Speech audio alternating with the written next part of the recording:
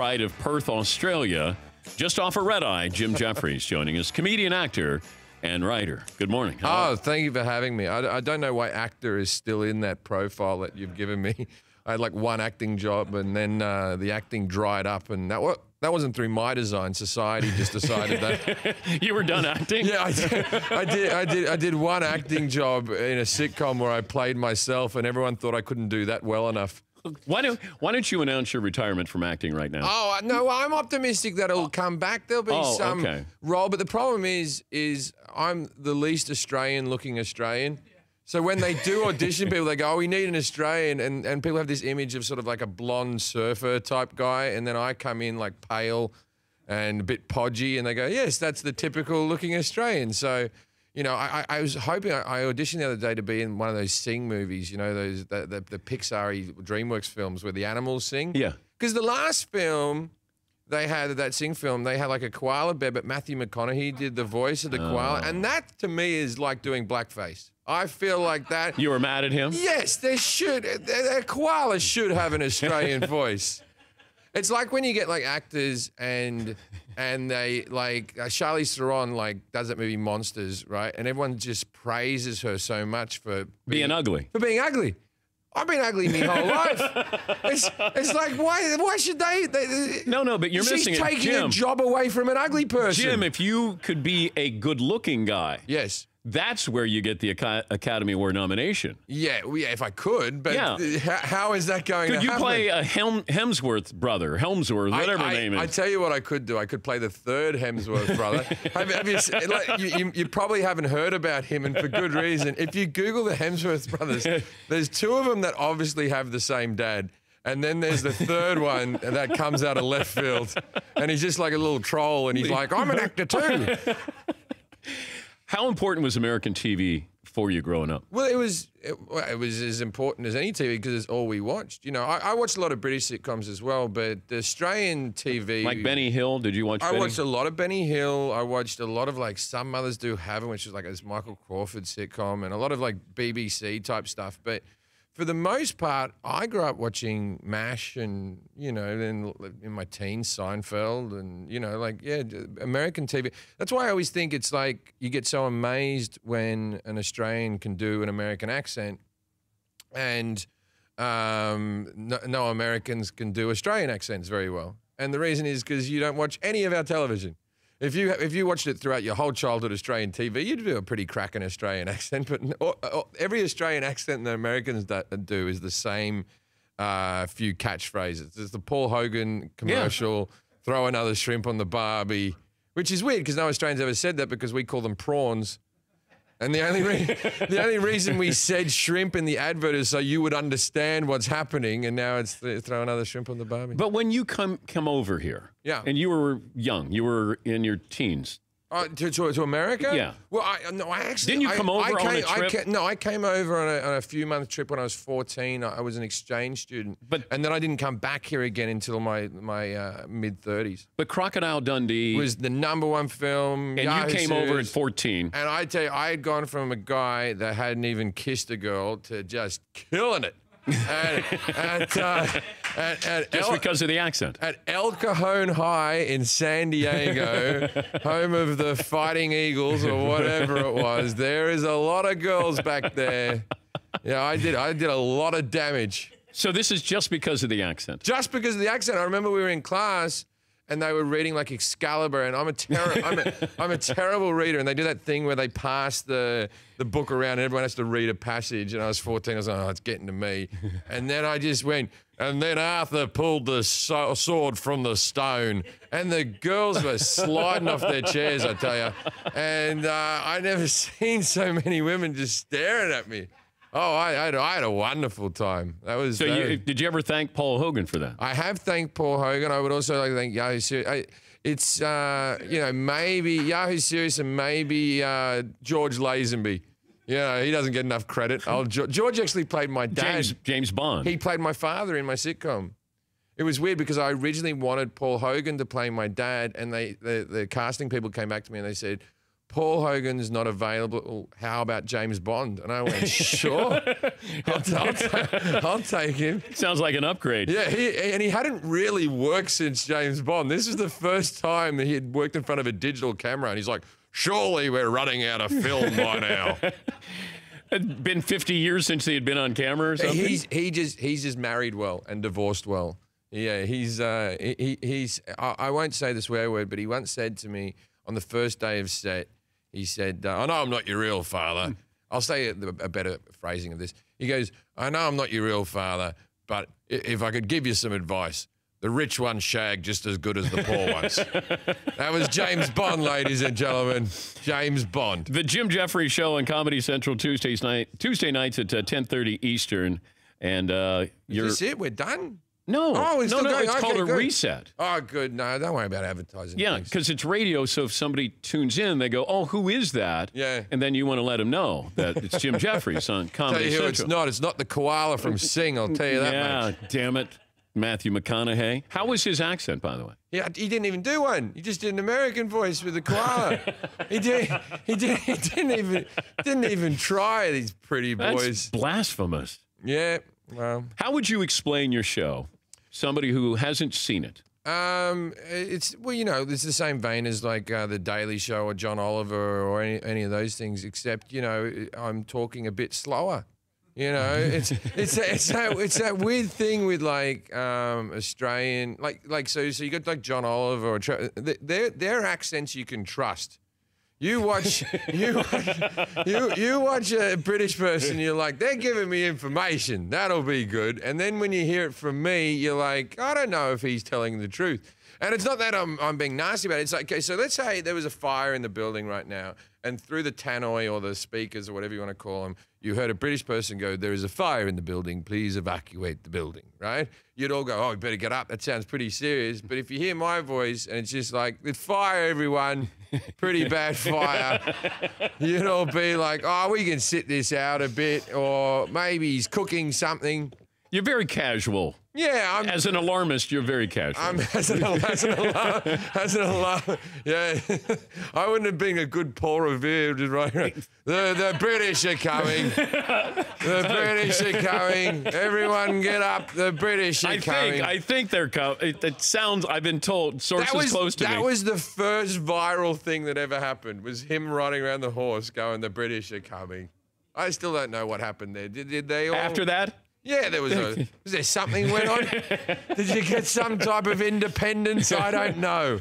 But I will say, when I saw your show and saw your delivery, it felt like you either had a night before or you may have had less sleep, or you may have had something to drink. We record at 12 and on a Tuesday, and I get in at 6, and I'm dyslexic, and I have my biggest fear of the whole show is doing the teleprompter, and I do have 2 tequilas before each show. So Okay. I'm not drunk, but I'm a little buzzed as I'm telling you about North Korea.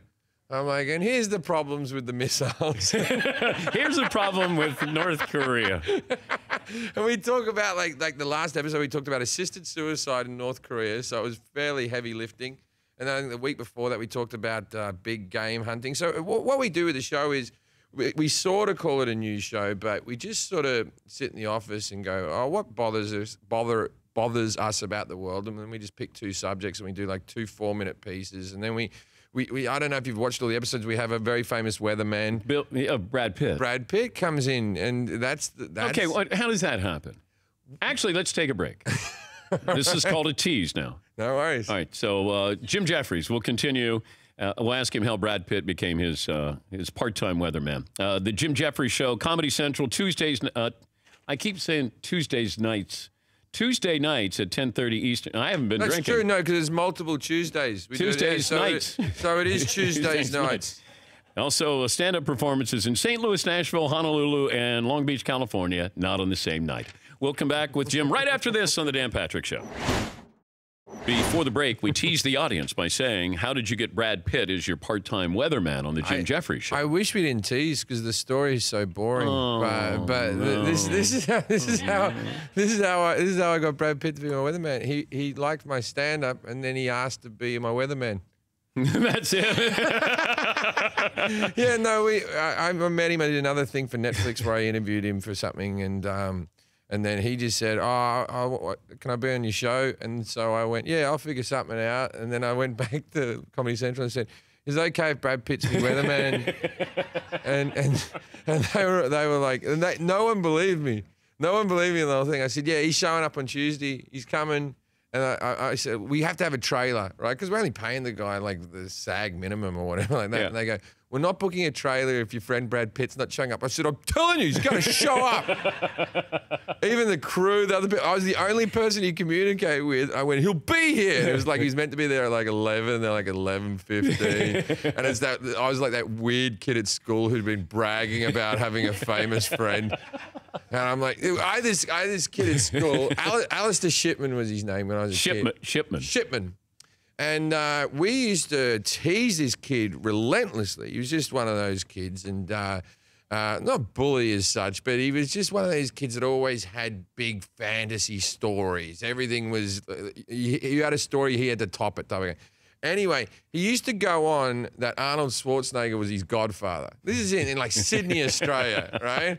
And we're like, this is at the peak of Arnold Schwarzenegger. And I'm like, Arnold Schwarzenegger is not your godfather. And he goes, it's true, my dad used to be a bodybuilder. My dad's American, and he used to own some gyms, and him and Arnold were best friends, and Arnold Schwarzenegger. And so for years, I'm probably 4 years, every time this kid did anything, we went, why don't you go ask your godfather, Arnold Schwarzenegger? Anyway, some time passed, and he went on holidays to America, and he came back with lots of photos with him with Arnold Schwarzenegger. and so we were like, and even then, like kids, you're like this, good for you. And then we just went back to teasing him about something else. Do you have any other famous friends besides Brad Pitt? Russell Crowe's me buddy, but that's just because every Australian knows each other. You know, I've got other, obviously, stand-up comedian. Nicole Kidman? No, I don't know Nicole, but I'm not far. I'm sure Russell could give me Nicole's phone number if I rang him nice enough. Keith Urban? Keith Urban. Well, I'd probably know Nicole before I know Keith, and that would be me entry into Keith. You know, I'd go Nicole, then Keith. Oh, you would? Yeah. It seems like it'd be the other way around. Well, I don't think Keith hangs, does he? Does he sound like... He used to. And he's just a short fella that sort of plays guitar. That doesn't sound like he'd be in my group. But I don't think Nicole Kidman would run in the same circles with you. Oh, yeah. No, she would not. No. Me and Nicole would go to special meetings for Pale Australians. There's only 10 of us. It's like AA, and we all stand up and go, I get freckles. Nicole,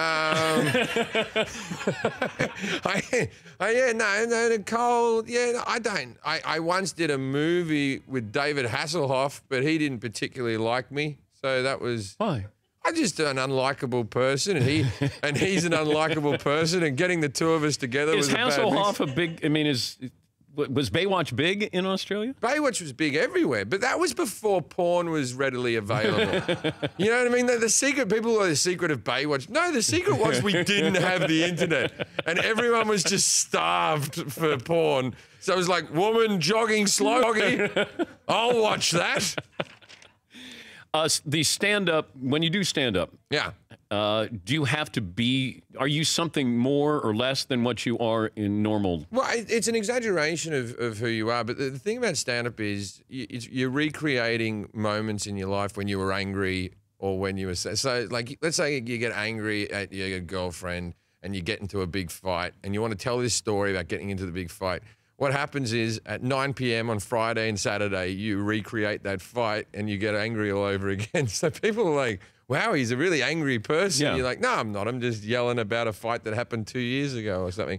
But it it is more extreme. But it's, I will never say that it's a character as such, because I am that a-hole on stage in real life.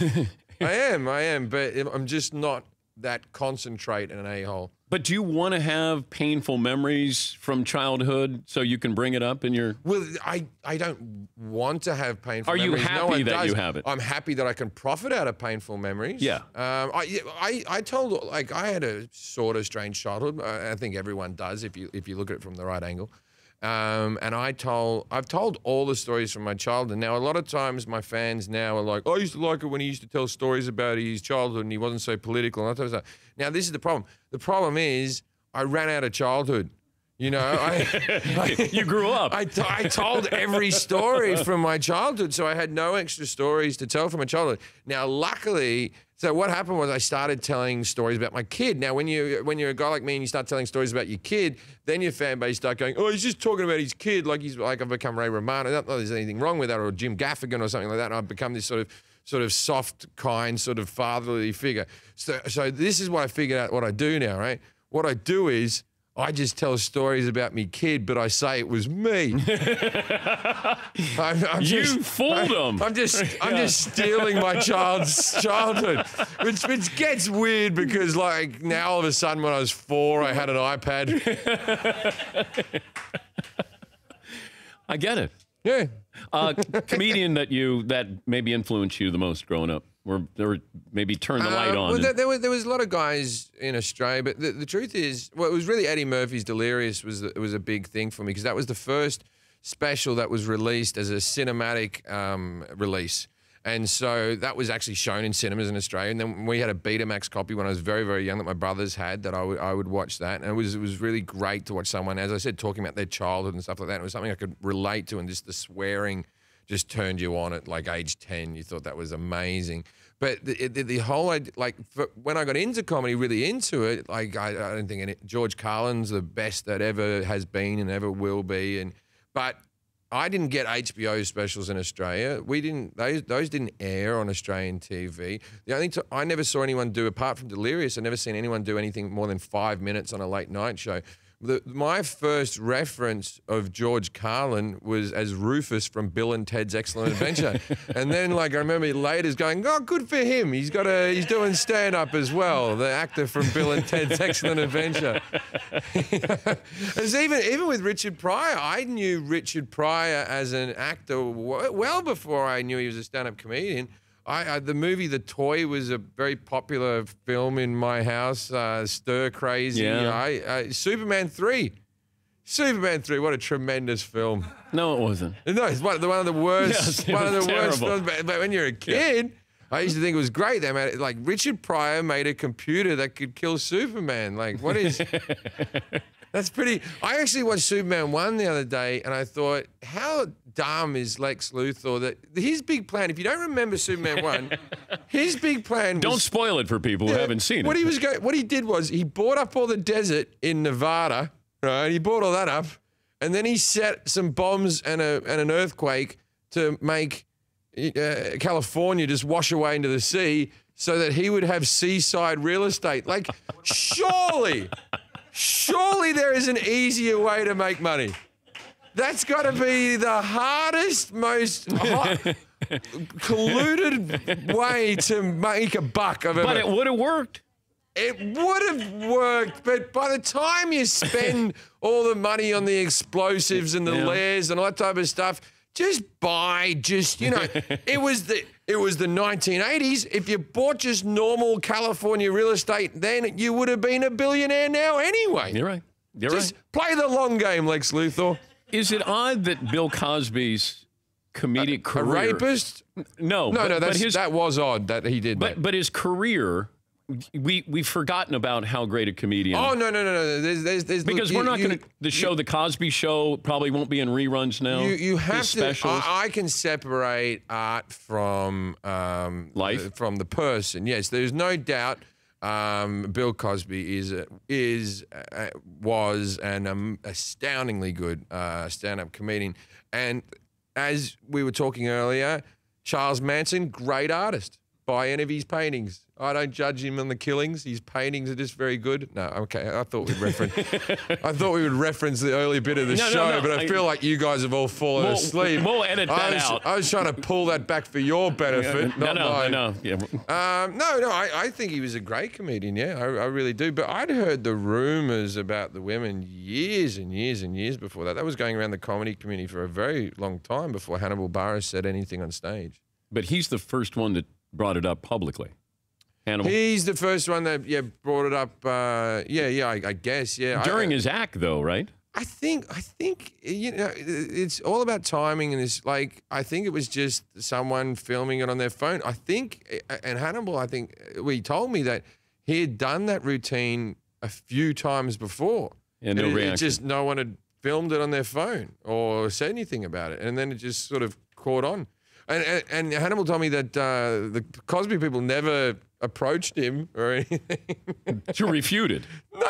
No, they never. It was always, the weird thing is where I film my show is the same stage as where they filmed the Cosby Show. And I have the same office as Bill Cosby. Oh. I do. Think of all the deprived things that have happened, and not just this week. The Jim Jefferies Show on Comedy Central Tuesdays at 10:30 Eastern. You got a little nervous there, didn't you, Dad? I did a little bit. Just a little bit. There's a little bit where you went, what's he about to say? You're on Colbert tonight? I am, and I was going to do a routine about Cosby abusing people, but it went so flat here. Yeah. All right, but that's good. Now you don't have to do that tonight. Yeah, no, I'm going to go on Colbert, chat to him. He seems like a nice fella. You met him before? I have not met him, but I know that every time I do these shows, I always ask who the other guest is. And because I get nervous if it's someone really funny or someone so famous that people are just going to be like, oh, don't let that person off.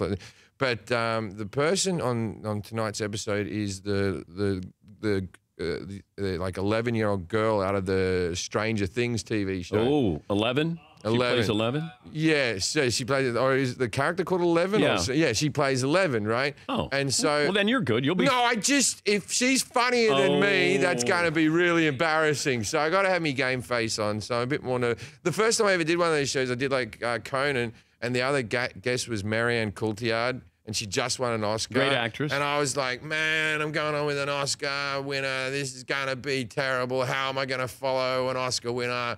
And then I realized she can hardly speak English.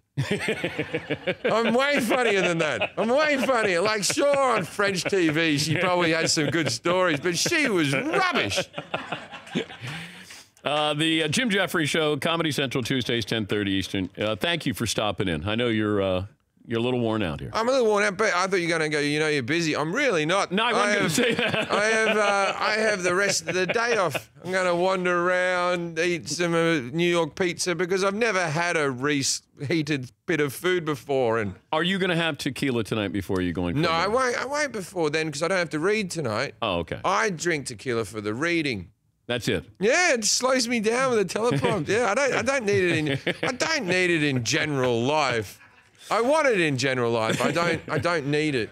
Tuesdays at 10:30 Eastern, and you can see Jim tonight on Colbert. Thanks for coming in. Thanks for having me, Dan. The Dan Patrick Show, weekday mornings on Audience.